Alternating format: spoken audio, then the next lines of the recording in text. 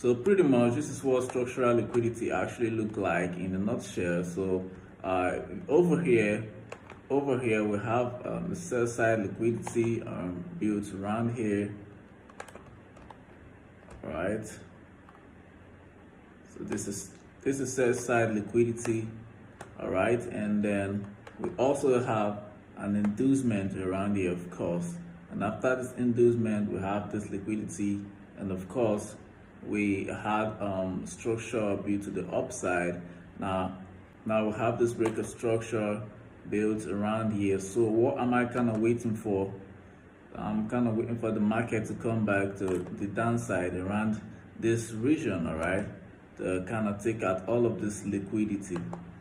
So I'm going to pay attention to the market coming to the downside all the way from here, take out this liquidity and all of this liquidity as well, and also take out this liquidity, tap into this particular level for a buy. All right, very simple.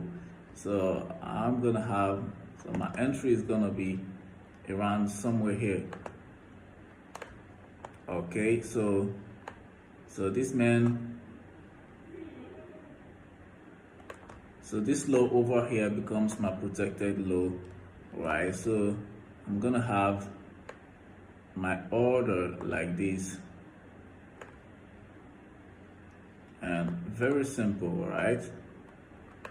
Very simple. This is just it.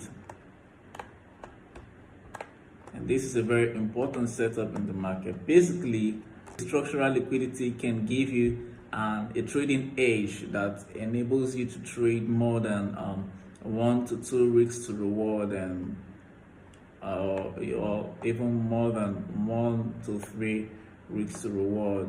All right. So follow for more.